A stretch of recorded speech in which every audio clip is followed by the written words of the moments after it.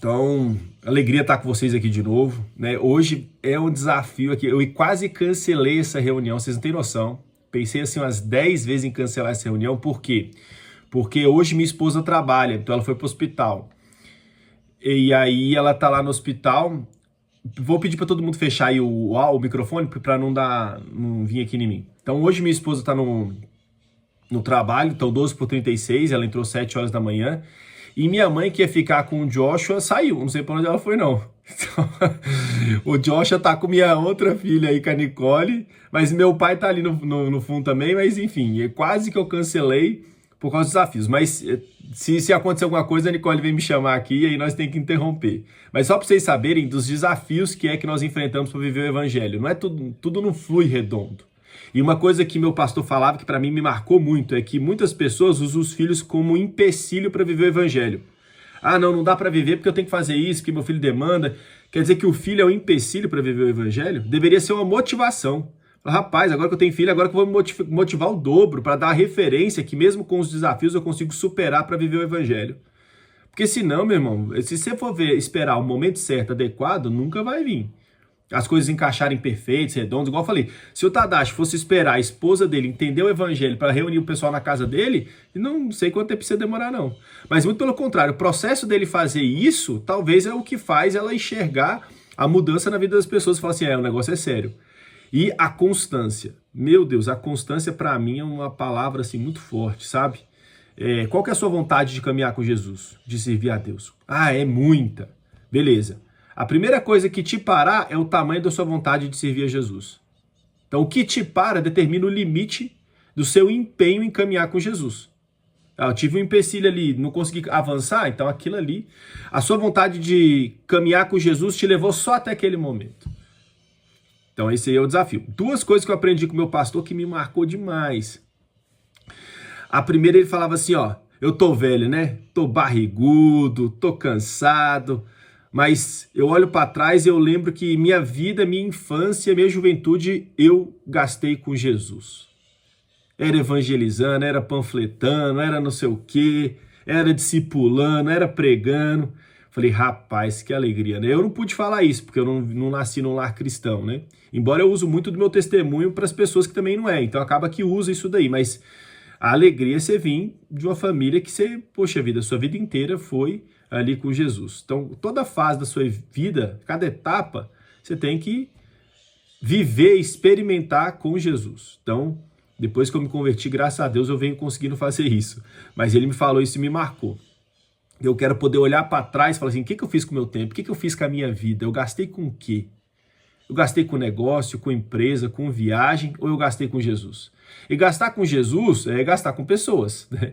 É gastar discipulando, orando, tendo comunhão, e aí é isso, né? Nossa vida tá aí para ser gastada, né? Você compra um carro aí top, pega um Porsche para ficar na garagem? Não, você vai para usar ele, dirigir, viajar e por aí vai. Segunda coisa que ele me falava que era muito marcante, que era o seguinte, ele falava assim, olha, que bom que você está começando bem, olha, você está dedicando, você está vivendo o evangelho, e é muito bom você começar bem, mas sabe que Deus está muito mais preocupado em como que você vai terminar do que como você vai começar. E aí isso aí me marcou e acabou que eu fui pesquisando e isso estava lá em Eclesiastes, né? O fim das coisas é melhor do que o início e a paciência é melhor do que o orgulho. Ela nos mostra que melhor é do que começar é terminar. Eclesiastes 7:8. Então isso significa que às vezes muitas pessoas começam bem, mas não terminam tão bem. E às vezes algumas começam um pouco mal, mas terminam bem. Então melhor é terminar do que começar. Então melhor é o fim das coisas do que o começo. Então tem pessoas que começam a caminhar no evangelho, rapaz, dedicando, fazendo tudo, daqui a pouco some. Então assim, meu pastor falava uma coisa triste, que às vezes o cristão vinha com prazo de validade. Chegava dedicado, disposto, daqui a pouco você não via mais ele no evangelho, no reino. Prazo de validade. Isso aqui vale 3 anos.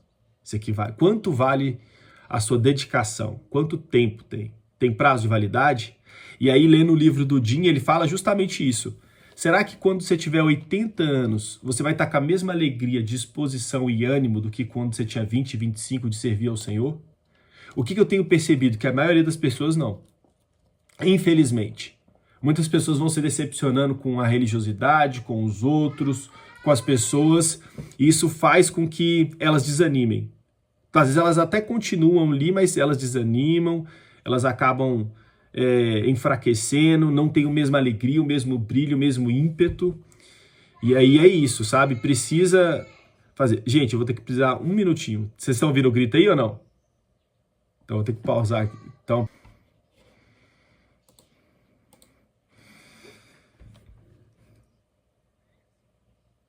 Aí, ó, glória a Deus. Gente, tem uma coisa que o Paulo fala que é o seguinte, isso aqui é encontro de família, entendeu? Então tem os desafios, tem as lutas, e uma das coisas importantes do evangelho é isso, não ter máscara, né? Você estar vulnerável. Então, imagina, eu tô aqui numa reunião, tenho que sair para limpar minha filha, que senão no trem não anda, não. E aí é isso, encontro de família. Se fosse um lugar que eu queria aparentar perfeição, isso não aconteceria. Mas como é família, rapaz, não tem problema nenhum. E isso faz as pessoas entenderem como viver o evangelho no dia a dia. Caso contrário, é isso. Eu preciso estruturar todo um momento para viver o evangelho. Sabe quando que isso vai acontecer? Raramente. E aí a pessoa deixa de viver o que ela deveria viver por empecilho ou por querer aparentar uma coisa. Então, o fim das coisas é melhor do que o começo. Então é uma tristeza ver as pessoas não conseguindo permanecer. E aí a gente fica triste porque... de fato, elas não vivem. A maioria das pessoas não experimentam a plenitude com a boa, perfeita vontade, boa, perfeita, agradável vontade de Deus. Por quê? Porque não persevera. Por isso que a Bíblia é cheia de si. Se permaneceres até o final, se andardes na luz como ele na luz está, tudo si. Então tem um si ali porque depende da pessoa. Não depende de Deus. Deus já deu tudo o que ele podia fazer por nós. Enviou o seu Filho por nós, perdoou os nossos pecados, nos deu um referencial e uma direção. O que cabe a nós é seguir. Então, essas duas coisas me marcou. O que nós estamos fazendo aqui, tá? É o alinhamento de evangelho e de mentalidade, para poder caminharmos numa mesma visão. Lembra aquele discipulado que eu dei para vocês, que Paulo fala, irmãos, pelo amor de Deus, tenhais todos um só pensamento, um só batismo, um só espírito. E aí o que tem hoje é confusão. Um monte de gente caminhando junto, mas cada um pensando uma coisa completamente diferente do outro. Uma confusão. E eu sei o tanto que isso é difícil, tá? O evangelho é muito desafiador. Então, eu lembro que a primeira vez que eu encontrei com o Jim nos Estados Unidos, eu participei de uma reunião junto com ele, um discipulado que ele estava dando para um grupo. E aí ele deu uma palavra, ministrou. E aí no final ele perguntou, era um grupo pequeno, ele falou assim, e aí Thomas, o que você achou? E aí eu falei para ele, olha, fiquei muito impactado, eu queria poder levar isso aqui para o Brasil, para poder servir meus irmãos e tudo mais. E achei que estava abafando, né? E aí eu terminei de falar, ele virou e falou assim, vocês estão vendo, Thomas, a mentalidade dele? Totalmente religiosa. Desceu a lenha, né? Falou assim, no bom sentido. Mostrando para as pessoas o tanto que eu nem percebia que a minha mentalidade estava fora do evangelho. Por mais que era servir os irmãos, ainda assim estava longe. Porque a religião ela faz isso. Ela coloca a pessoa para focar só em serviço e não no relacionamento. Então lembra duas coisas que eu falei que na época que Deus criou o homem, ele deu duas coisas. Primeiro a sua presença, o seu relacionamento e depois serviço. Quando o homem pecou, ele perdeu o relacionamento e ficou só o serviço. E hoje, quando a pessoa converte, as pessoas pensam que vão estar cada vez mais próximas de Deus mediante o serviço. E não é. É mediante o relacionamento. Então, o que nos faz estar mais próximos de Cristo é o relacionamento. E aí, se o serviço não vem depois do relacionamento, acaba que vira uma obrigatoriedade. E aí vira um peso. Tem alguém aí com o microfone, é o Moacir, pausa aí, Moacir, seu microfone.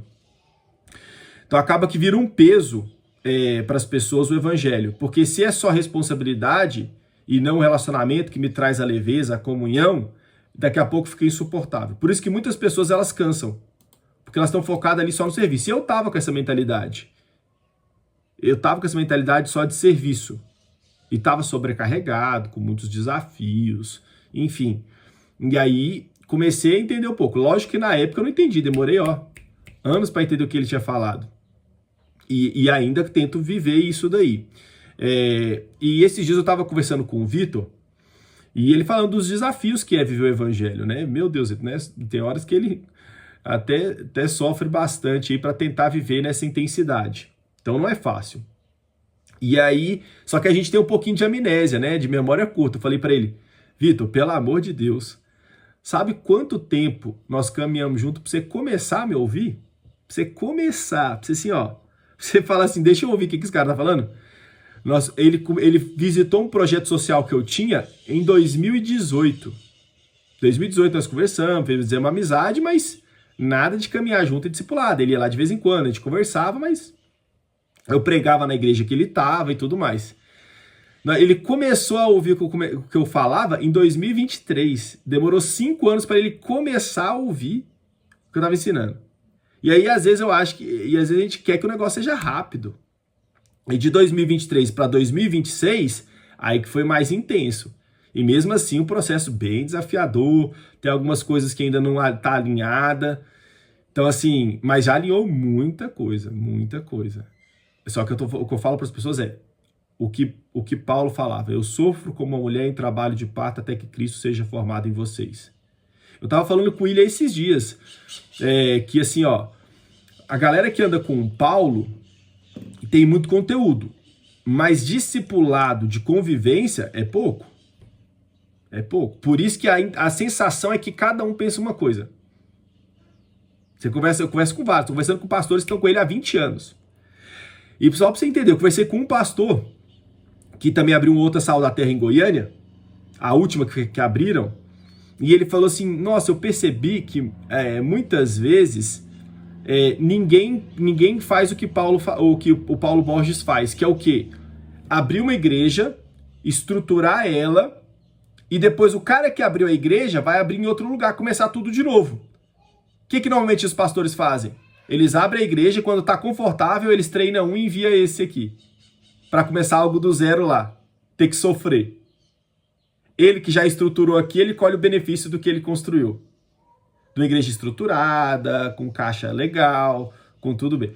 Aí ele falou isso pro Paulo Borges. Esse pastor falou pro Paulo Borges, que é discípulo dele. Aí ele falou assim, ó, tá vendo?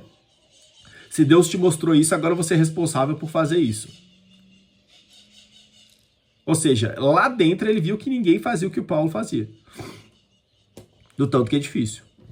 E essa questão do discipulado da comunhão, muita pregação, muita teoria e o relacionamento é baixo. Até mesmo que é muita gente perto dele, né? Você vai ler, ele é acessível e não é, né? Você tem o contato, você manda mensagem, conversa com ele, mas dia a dia não tem como, é muita gente. E o que traz o alinhamento é a comunhão constante. Igual eu falei, com o Vitor aqui foram anos. E, gente, assim, ó, o Moacir tá comigo aqui há muito tempo. Ele sabe, o povo vai lá pra minha casa, dorme na minha casa. Eu comecei a levar um pessoal pra casa dele, dormir na casa dele também. Falei, Moacir, tô indo pra aí, vou levar um pessoal aí. Rapaz, é isso. Se não for assim, não tem jeito, tá? E mesmo assim, mesmo com essa constância, com essa intensidade, Paulo fala que me fiz de tudo para com todos, para no final salvar alguns. É alguns, não é todos. O alinhamento, ele leva tempo. Vou trazer um exemplo das últimas sessões, das últimas reuniões. O que eu falei para vocês? Falei, galera, anota o que a gente tá falando aqui, compartilha depois, interage ali no grupo, por quê? Isso é testemunho para as pessoas que estão ali. O que te marcou? O que fez sentido hoje para você? Que você falou, cara, que bom que eu participei no domingo, eu aprendi isso e isso. Isso fez sentido para mim. Isso aqui testificou que o Espírito Santo estava falando comigo. Então essas coisas nos edificam. Me edifica quem está lá dentro. Às vezes a pessoa não está participando. Mas uma coisa que você coloca, que você aprendeu, já pode impactar o dia da pessoa. Agora, se você não tem responsabilidade com o grupo e nem com a comunhão, aí você não produz fruto. Isso é uma testificação que você está tendo responsabilidade com o que é entregue para você. Por isso que Paulo vai falar, procure homens que sejam idôneos e fiéis. Não é qualquer homem, não. Você não vai passar esse ensinamento para qualquer um. O evangelho não é para qualquer um. O evangelho é para homens idôneos e fiéis que vão ser responsáveis de passar para outros. Então eu estou procurando um homem que é idôneo e fiel. Eu não quero qualquer um. E aí, essa é a testificação no Espírito de que aquela pessoa é idônea e fiel. Que ela prioriza e passa para outros. A pessoa que guarda só para si, ela não é idônea e não é fiel. Vai ser cobrado dela lá no final. Quem muito é dado, muito será cobrado, o texto fala. Então, eu estou em paz, a minha parte estou fazendo. Dentro disso, aconteceu que eu dei uma ministração bem profunda na última reunião. Quem não assistiu, assiste lá, que é um pecador na congregação dos justos, que vai falar de Jacó e Esaú, e eu nunca vi ninguém, nunca ministrar aquilo ali. Então o Eduardo aí participou comigo, formou lá no CTCEB, Seminário de Teologia. Você já tinha ouvido alguém falar daquela ministração, Eduardo? Faz um joinha aí ou não? Olha lá, não. Rapaz, nem eu, nunca tinha ouvido, também não. E aí, depois o Tadashi, para poder ser responsável com o que ele recebeu, ele compartilhou, porque eu pedi, falei, galera, compartilha. Na hora dele compartilhar, ele compartilhou uma coisa que estava um pouco fora. E aí eu corrigi. Falei, galera, não, Esaú não representa Jesus, né? Quem representa Jesus, não representa o povo judeu, representa Jesus. E aí ele começou a pesquisar lá, ali ele falou entendido, mas comigo no pessoal ele falou, Thomas, mas me explica isso aqui, como é que é isso aqui e tal? E eu expliquei que nem o judeu entende isso, porque precisa ser espiritual, não dá para ser carnal. Se você ler ali no carnal, você não vai entender. Precisa ser uma revelação do Espírito. Senão não entende. Ah, não, mas aqui Esaú significa traiçoeiro, tal, não sei o quê, o peludo e tal. E aí eu falei, cara, é num contexto, em uma parte. Não é em toda a vida que ele representa Cristo. É naquele contexto. E aí ele, não, entendi. E pra vocês verem o tanto que é importante isso, meu Deus do céu. Só que qual que é o difícil? Ninguém quer se expor. Ninguém quer ser confrontado. Gente, a melhor coisa na vida é ser confrontado. Você tá no caminho errado, o cara fala assim, irmão, endireita isso aqui, o caminho é outro. Senão você vai a vida inteira pro caminho errado. Então eu sou grato pelos líderes que eu tive. O confronto era complicado, era confronto assim, 24 horas, porque eu morava com ele. Então, além de pastor, ele era psicanalista. Então me lascou. Assim, ó, terrível. E aí, isso, era convivência. Tanto que o povo ia pregar lá, quando a gente fazia discipulado, vinha pessoas de fora, falava, ó, ele é Paulo e você é Timóteo, né? Falava assim. Por quê? Porque era convivência constante. Não era essa de reunir uma vez por semana, não, pelo amor de Deus. Era 24 horas ali. Tinha hora que eu quase pedia pra sair, né? No BOP lá, pede pra sair. Eu pedia pra sair, pede pra sair. Quase que eu pedia pra sair várias vezes. Por quê? Quem que gosta de ser confrontado, meu Deus? Quem que gosta de ser corrigido? Ninguém gosta. Só que é isso que nos faz amadurecer. Então o Tadashi deu um exemplo de humildade. É isso aí, cara. Não entendi e tal. E isso é o evangelho. Porque assim, ó, se todo mundo ficar calado, vocês acham que eu estou supondo que todo mundo está entendendo? Eu não sou bobo, mas muitos líderes acreditam que sim. Então, lógico que não. Eu demorei anos para conseguir elaborar isso aqui. Você acha que falando o povo vai entender? Não. Então, o que é o discipulado? É uma ministração, um ensino. Aí o outro começa a praticar, mediante o que ele ouviu. Aí eu falei assim, não, mas você entendeu errado. Não era assim, é assim. Isso é discipulado, pelo amor de Deus. Não é só falar e o outro, entendi. Não, não é assim. Ele vai caminhando e vendo se vai materializando aquilo que está sendo ensinado. E aí vai corrigindo. Isso é discipulado. E leva tempo. Então, o que aconteceu no grupo aí essa semana foi extraordinário. Então, quem está acompanhando, isso aí vai levando à maturidade. De você ouvir, tentar entender, corrigir e ir passando para frente, para não passar errado. Quantas vezes o cara ensina uma coisa, o outro entende outra e passa outra, vira um telefone sem fio. Chega lá na ponta, não é nada do que o cara falou aqui no começo. Então, por quê? Porque não tem comunhão, não tem relacionamento. Se eu não tivesse relacionamento com o Tadashi ia ficar quietinho lá na dele, ia ter entendido errado e ia passar errado se ele fosse passar. Agora não. Então esse é o desafio. Teve outra coisa que aconteceu no grupo também, era pro Matheus estar aqui, mas ele não tá, mas eu vou falar. Eu postei uma foto lá no grupo, e eu postei eu e o William. Falei que escrevi assim, ó, presente de Deus. Porque de fato na minha vida, rapaz, um pastor, né, caminhar comigo assim, essa altura do campeonato, eu já tinha desistido dos velhos já, viu, Eduardo? Eu já tinha desistido. Eu falei assim, cara, eu tenho que preocupar com a próxima geração mesmo, com os...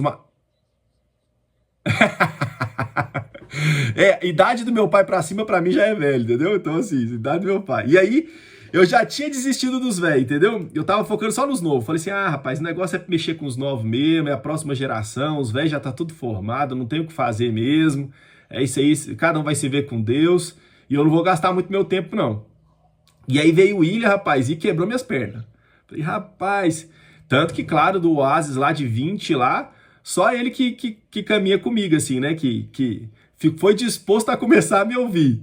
Né? Meio amargo, assim, ervas amargas, né, William? Mas ainda assim disposto. E aí, pra mim, rapaz, me chama toda semana pra orar e pra ter comunhão. Então, assim, rapaz, isso aí é um presente de Deus na minha vida. E eu postei assim, né, no grupo lá, presente de Deus na minha vida. Hoje, pra vocês terem ideia, eu tenho mais conexão com o William do que com o meu pai. Por quê? Não é porque eu não quero, mas é porque a predisposição em buscar Jesus nessa intensidade, meu pai não tá tendo. E o William tá. Então, assim, isso que gera conexão. É o quão disposto o outro tá de se sacrificar pelo evangelho. Por isso que a igreja primitiva, ela era tão unida, porque quando ela olhava pro outro, falava assim, cara, esse cara tá disposto a morrer pela mesma causa que eu. Viktor Frankl, que criou a logoterapia, que era um médico na Alemanha nazista, que foi perseguido, que sobreviveu, ele fala, você descobre seus verdadeiros amigos na trincheira. Se ele te dedura ou se ele morre com você. Então o evangelho é a trincheira. Quem está do seu lado, ele se safa, para se safar ele te entrega, ou ele está disposto a, quando vier as consequências de viver o evangelho, estar junto com você. Então é nesses momentos. E aí eu postei lá, escrevi presente de Deus. Aí veio o Matheus já me mandar uma mensagenzinha no WhatsApp, já uma mensagem assim, ó, radar identifiquei uma coisa estranha aí, viu? Um negócio meio gay, não sei o que e tal. E aí eu falei assim, não, rapaz, tem amigos mais chegados que irmão, a Bíblia fala, né?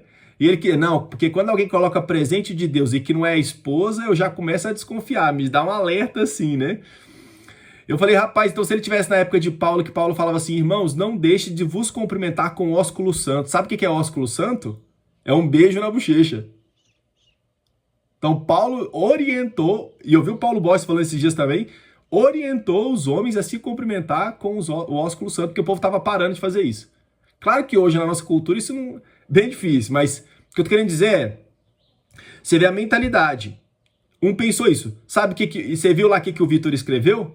Não sei se o William leu lá, mas o Vitor escreveu assim, William, ainda vou te conhecer. Por quê?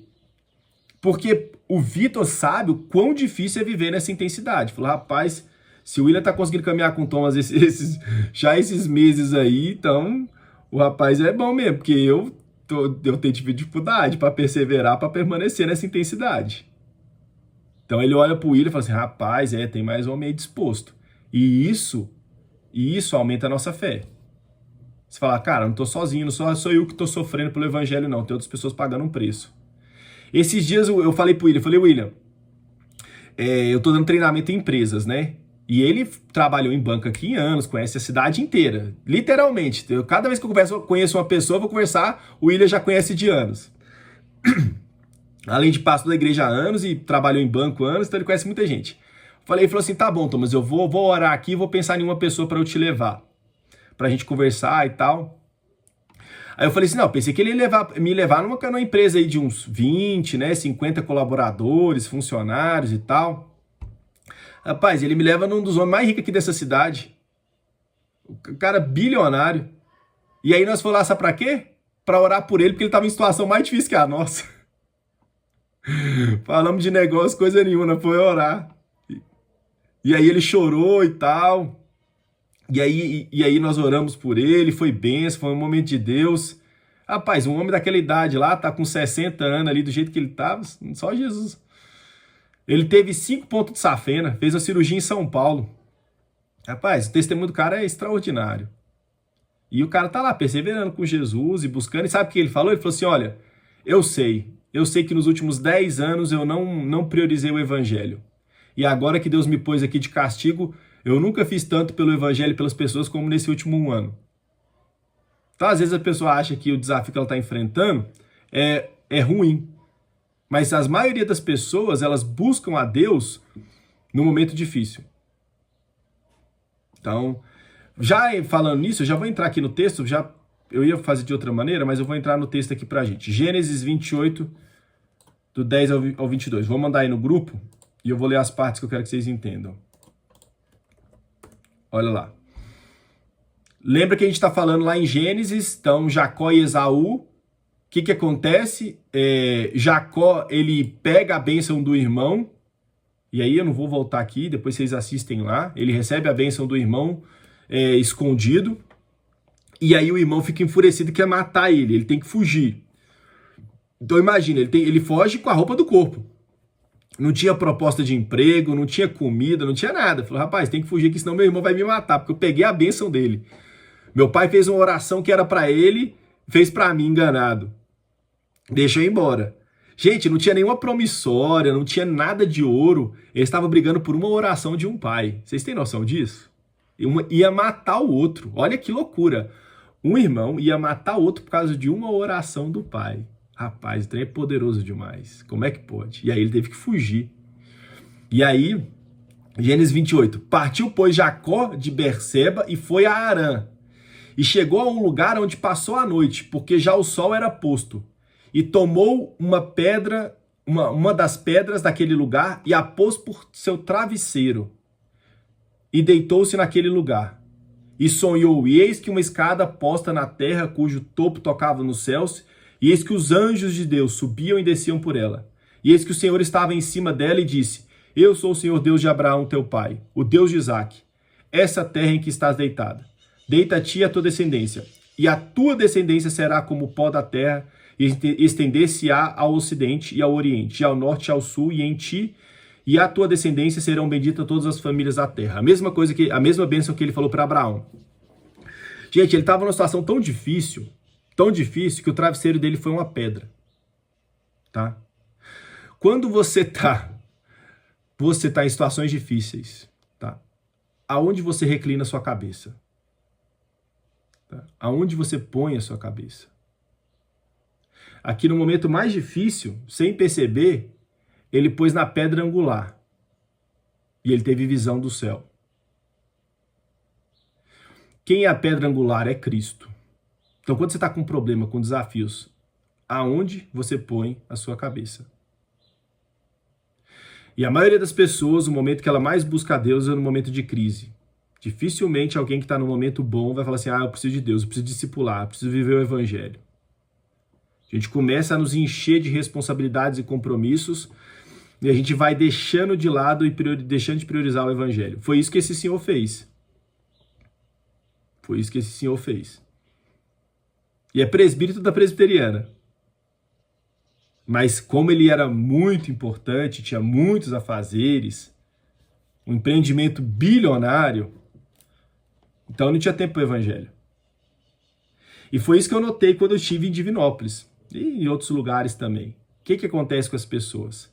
Os cristãos, eles vão ficando muito importantes. E eles acham que o evangelho é para quem recebe para isso, ou missionário ou pastor.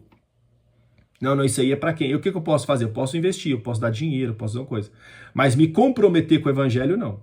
Porque eu sou muito importante para isso. Eu não tenho tempo para isso. Por isso que Jesus vai dizer, quando as criancinhas estavam tentando chegar perto dele, e o povo estava impedindo. Então, o pessoal estava tentando trazer as criancinhas para chegar perto de Jesus, e o povo, os discípulos de Jesus falaram assim, não dá, vocês vão atrapalhar o mestre. Então Jesus disse, deixem vir a mim as crianças, e não as impeçam, pois o reino dos céus pertence aos que são semelhantes a elas. Se vocês não se tornarem como crianças, vocês não herdarão o reino dos céus. O que ele está falando? Está falando isso, essa dependência do Pai, essa necessidade de se achegar a Cristo. E muitas vezes os adultos são quem impedem as crianças de se achegar a Deus. Por quê? Porque eles estão vivendo coisas importantes. Eles se tornaram importantes demais para entrar no mundo da criança e levar Cristo para elas. Ontem eu estava no cinema vendo Toy Story com minhas filhas. Chorei até. Porque Toy Story é meu filme favorito, né? Quando eu era criança eu tinha fita cassete, eu assistia até a fita estragar. E ele fala muito sobre relacionamento, sobre vínculo, sobre afeto. E, rapaz, eu hoje, né, assistia quando era criança, agora indo com as minhas filhas, meus 3 filhos no cinema, assistiam um desenho desse. E lá fala muito sobre o mundo da criança, por que a criança sofre quando ela é rejeitada. E você vê que criança não precisa de muito. Ela não precisa de viagem para Disney, ela não precisa de carro, de bens materiais. Ela não quer saber quanto custa uma roupa. Nós que ensinamos essas besteiras para elas. Ó, se você vestir uma roupa escrita com tal nome, ela custa 5 vezes mais do que a outra que você comprar no brechó. Quem que pôs essas loucuras nas crianças? Você comprar uma bolsa custa 3 mil reais, ali da esquina custa 100. Ah, se eu não tiver de 3 mil, eu tô triste. Quem que ensina essas coisas idiotas para as crianças? Me fala, pelo amor de Deus. Então as crianças adoecem por causa dos adultos. Porque elas veem o que é valor para eles. E elas querem ter o que é valor para os adultos. E aí Jesus fala, cara, se vocês não virar igual criança, ter essa felicidade, essa leveza, essa dependência de mim, vocês não vão entrar no reino dos céus, não. Então o maior desafio hoje é esse, voltar a ser como criança. Sermos menos importante. A gente é muito importante. E aí a gente perde o tempo pro evangelho. E aí Jacó ali, ele, no momento mais difícil, ele consegue reclinar a cabeça na rocha, na pedra que é Cristo. E aí ele tem visão do céu e de Deus. Você quer ter visão do céu? Reclina sua cabeça sobre a rocha. De tal maneira que quando Jacó levantou, você imagina que não ficou o formato da pedra no rosto dele? Então, assim, deita numa coisa dura a noite inteira, você vai ver. Quando você acordar, ela vai estar com sua cara amassada, assim, ó. Com aquele formato daquela pedra.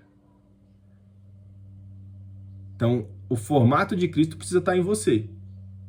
Mediante o quanto de tempo você põe sua cabeça nele. Então, tem pessoas que a gente olha e a gente vê. Rapaz, essa pessoa caminha com Jesus. Você olha para ela, dá para você ver, ué. Pela postura, pela paciência, pela bondade, pelo amor, pela graça, você vê. Essa aí reclinou a cabeça na rocha. Já outras, só negócio, dinheiro, ansiedade, depressão. Essa daí não repousou a cabeça sobre a rocha. Essa aí está repousando a cabeça em outro lugar. E a gente, meu Deus, a gente não passa 1/3 do problema que Jacó passou. Ter que fugir da família num deserto, num lugar que você não sabe para onde vai, sem comida, sem direção, sem nada. E dormir com a cabeça numa pedra. Nenhum de nós nunca passou nada nem semelhante. Não poder nem voltar a falar com a família. Porque seu irmão de sangue quer te matar. Então, assim, é isso, é nesse nível. Uma vez, eu vou mandar para vocês assistirem, tá? Mas é o testemunho da Jacto, do Shinji Nishimura. Hoje eles têm 3.600 funcionários, mas vale a pena, eu vou mandar aqui. Mas ele contando que ele é o irmão mais velho, o Jiro. E eles queriam que a empresa ficasse na mesma família por anos. Só que o Jiro, que era o mais velho, ele era um pouco arrogante. E ele era o que mandava em tudo na empresa. E ele direcionava e tudo e tal. Depois do pai, ele era o mais velho, então ele começou a mandar, o pai começou a ficar muito velho. E um dia, a esposa dele perguntou para ele, ué, bem, você vai parar de trabalhar na Jacto? Ele, não, como assim? Falou, a funcionária aqui de casa falou que parece que você vai parar. A funcionária da casa parece que já sabia que ele ia ser demitido. Ele, como assim? Aí ele foi trabalhar no outro dia, os irmãos todos dele se juntaram e falaram assim, Jiro, você não precisa mais vir aqui na empresa, não. Os irmãos se juntaram para demitir ele, do tanto que era difícil trabalhar com ele. E aí os outros já estavam sabendo, menos ele. E aí ele pegou o carro, foi para um hotel, numa outra cidade, disse que ficou 3 dias, gritando e xingando os irmãos, assim, ó, no quarto. E depois de 3 dias, 2 dias ele acalmou, e aí ele voltou e falou para os irmãos, tá, mas eu posso ser funcionário aqui ou tenho que procurar um emprego em outro lugar? Falou assim, não, você pode pegar o setor ali de plástico ali que tá parado e mexer nele. Aí ele pegou um setorzinho menor lá e fez o trem decolar. Então, assim, mas olha que testemunho. Os irmãos dele demitiram ele porque ele era arrogante. Aí ele precisou passar por isso para poder ter humildade e estão juntos até hoje, servindo a Jesus. Eu vou mandar o testemunho para vocês hoje. Vocês assistem lá, vale a pena. Então, no momento mais difícil, onde você repõe a cabeça, né? Onde você inclina a cabeça. Versículo 18. Então levantou-se Jacó pela manhã, de madrugada, e tomou a pedra que tinha posto por seu travesseiro, e a pôs por coluna, e derramou azeite em cima dela. Meu Deus do céu. Se isso aqui não é uma referência a Cristo, eu não sei o que é, não. Pegou a pedra e pôs por coluna, por pedra angular. Então, aquilo que você reclina a cabeça vai formar a sua mentalidade. Então, o que está formando a nossa mentalidade nos momentos difíceis? Então, às vezes, quando a pessoa está passando um momento difícil, é o momento que Jesus tem para falar com ela. E às vezes a pessoa não quer. O problema de hoje, vou falar para vocês, são algumas coisas. Eu não sei se a gente vai ter tempo, deixa eu ver como é que está aqui o tempo. Temos 11 minutos, vou tentar terminar em 11 minutos. Tá? Um dos problemas de hoje é assim, ó. A teologia, ela tem destruído a mentalidade dos cristãos, tá? Por quê? Pensa comigo, meu Deus do céu, reflete comigo, tá?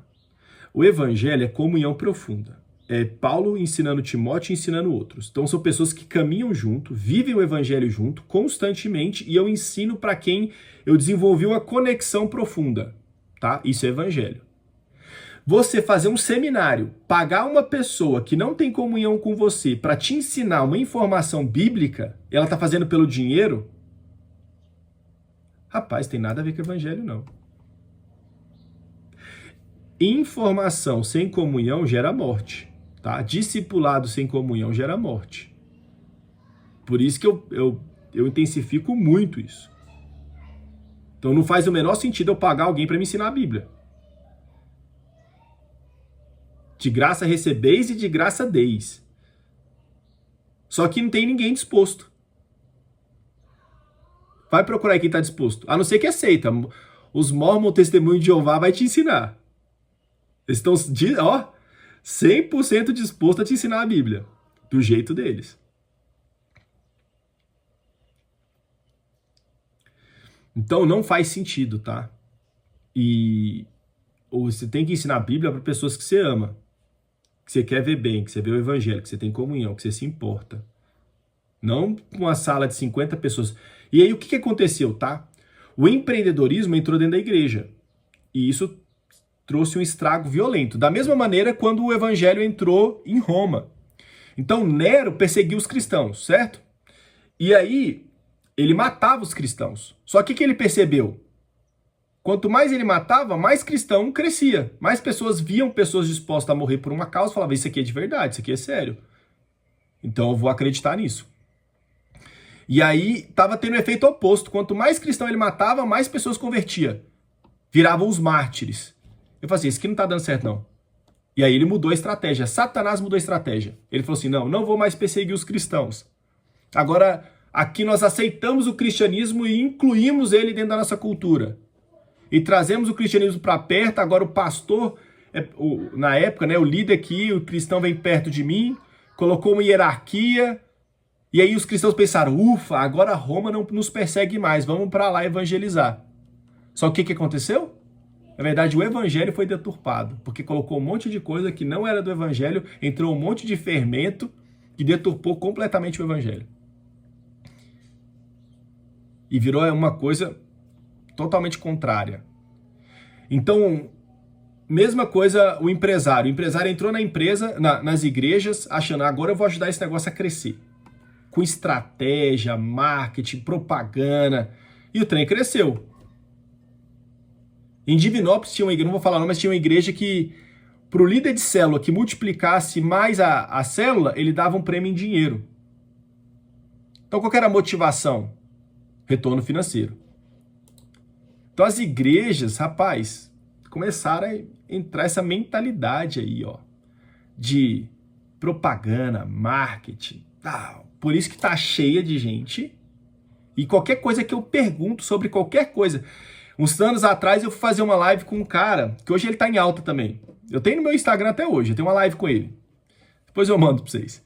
E aí, eu queria falar sobre emocional, sobre família, psicologia. E aí ele tava empolgado, ele tava meio que no primeiro amor. Eu queria falar de Bíblia e de Jesus e queria ensinar.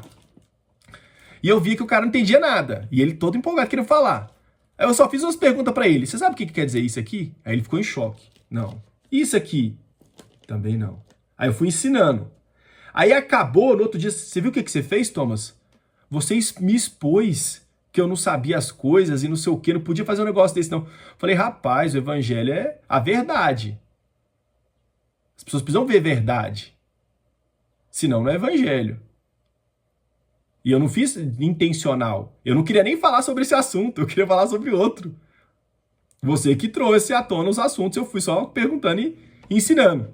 Aí não quis fazer mais live comigo e tá ensinando a Bíblia pros outros.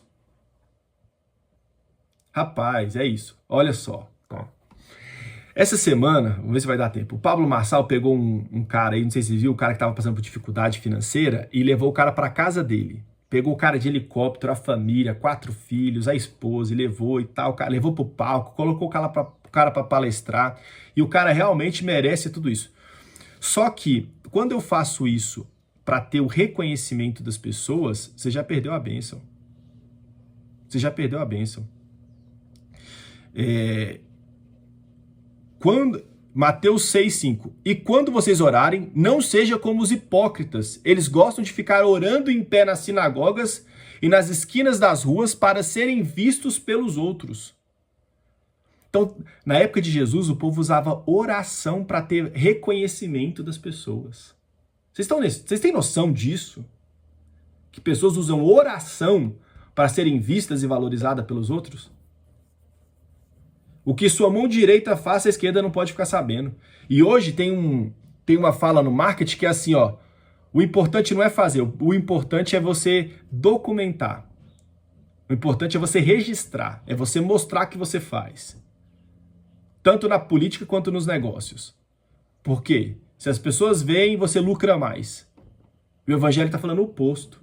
Se você fizer isso, você é hipócrita e você já teve a sua bênção aqui na terra.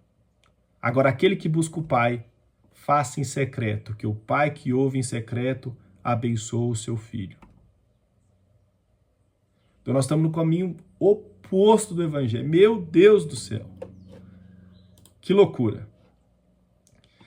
E aí, se a gente não mudar a mentalidade, eu tô falando para vocês, é isso aí. Eu sei que a maioria não vai mudar, a maioria vai continuar do mesmo jeito. Eu tô fazendo a minha parte e a gente está em oração aqui para que Deus levante mais homens.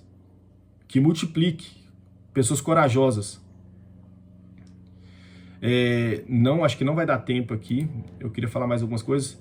Fazer o seguinte, eu vou pegar mais 10 minutinhos. Vou desfechar essa aqui e vou abrir mais uma outra. Vocês entram aí. Só mais 10 minutinhos a gente termina. Um segundo.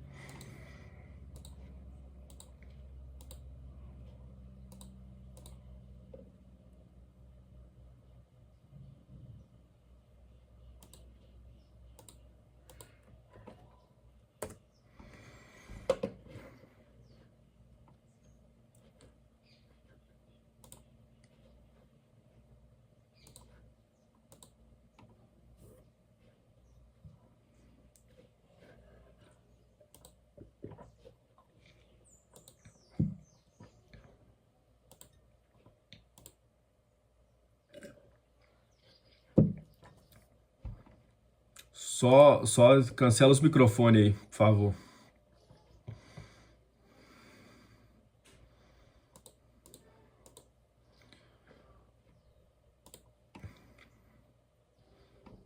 Deixa eu fechar os microfones aqui, peraí.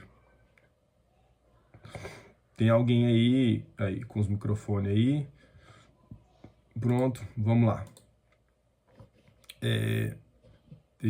Peraí, pronto. Fechou aí os microfones? Vamos lá, só pra gente finalizar então. Peraí, entrou mais um. Vamos lá, olha só. Eu tive num evento aqui no Fio do Bigode e foi bom porque eu ouvi o testemunho do genro do Paulo Borges, que é casado com a filha do Paulo Borges, chama Ronaldo, ele é advogado na Linha, sabe aquele adoçante Linha, né? Ele é advogado na Linha que fica aqui em Anápolis. E ele contando que ele era da presbiteriana, a família toda, veio desde os avós, mas que ele vivia no mundão. Ele não levava o evangelho muito a sério, não. Vivia indo para as festas e tudo mais. E a mãe era daquelas que vivia mandando versículo para ele. Falando assim, filho... Ele lá na balada lá e a mãe mandando versículo. E se hoje Deus te pedir a sua alma? Pera aí, Moacir voltou aqui. Estou contando para o Moacir um testemunho do genro do Paulo Borges. Ele é advogado na Linha, de adoçantes e tudo mais. A Linha fica aqui, em Anápolis, e ele veio de Goiânia para cá para assumir a parte de advocacia ali, jurídica da Linha. E aí ele deu o testemunho dele no Fio do Bigode aqui em Anápolis, ele contando que ele, na juventude lá, era bem desviadão mesmo, ia pra balada, pra festa e tal. E a mãe era daquelas que vivia mandando versículo. E aí ele lá no meio da balada, entrando lá, e a mãe mandando versículo pra ele assim: louco, e se hoje Deus te pedir a sua alma? Louco, pra onde você vai? E mandando um monte de versículo. Aí eles falam assim, ó, vocês que conhecem minha mãe sabem que minha mãe é dessas, né? E aí ele foi crescendo, né? Depois voltou pro evangelho e ele começou a refletir. E aí ele começou a entender que, na verdade, o pecado dele nem era ir pra festa, pra balada, beber. Não era nada, esses eram, né? Mas não era o principal do versículo. Quando que Deus escreve, quando que Jesus fala essa parábola aí do louco, se hoje Deus te pedir a sua alma? Ele falou que é quando um fazendeiro que teve uma colheita, colocou toda a sua colheita no celeiro, mas não coube. Ele falou assim, não tá cabendo tanto que eu tô colhendo. Vou destruir esse celeiro e vou construir outro maior ainda, para caber mais. E aí Deus falou assim, louco, e se hoje Deus te pedir sua alma? O que você fez com tudo que eu te entreguei? E aí ele falou, cara, que o meu maior pecado era querer trabalhar para acumular. Aí, rapaz, essa aí foi boa. Então, o testemunho dele era esse. Eu entendi que o pecado não era nem ir pra festa, nem fazer nada. Era porque minha mente ficava focando em trabalhar para poder acumular. E esse era o meu maior pecado. E aí, esse testemunho foi chocante porque era só empresários que estavam ali. Então, foi muito legal. Diferente de outras pessoas que... Olha, mesma pessoa, tá? Um pastor sendo treinado pelo Paulo Borges há 20 anos. Veio de Uberlândia com ele, e eu tive uma reunião com ele, e aí falei dos treinamentos que eu dava. Olha o que ele falou pra mim, tá? Tô falando pra vocês, né? Não vou nem falar o nome pra não expor, mas pra vocês entenderem a mentalidade, a diferença. Ele falou assim, ó, Thomas, se você quer gerar networking, falou de jeito, e eu nem falei nada que queria, nem nada. Você tem que fazer o Legendários. Você tem que participar do Legendários e fazer parte da equipe. Aí você vai gerar um networking forte. Falei, rapaz, se depender de eu participar de Legendários para eu me prosperar financeiramente, vou morrer pobre. Vou morrer pobre. Porque se a minha motivação de participar de algo é de lucrar, você tá maluco. Esse eu tô falando de um pastor que tá há 20 anos ouvindo Paulo Borges. Então o que eu tô querendo te dizer é que é isso. O discipulado é a comunhão para ir corrigindo. A pessoa que só ouve uma pregação não significa que ela ouviu certo e que ela tá praticando certo. Ela só ouve. A comunhão é que vai fazer essa correção. Por isso a importância de... Galera, anotem aí, escreve o que vocês entenderam, a importância disso. Depois compartilha lá, para que a gente possa falar, ter comunhão, edificar outras pessoas, para que a gente consiga crescer junto. Amém? Eduardo, Tadashi, ora aí para nós, por favor, para a gente encerrar esse tempo aí de comunhão.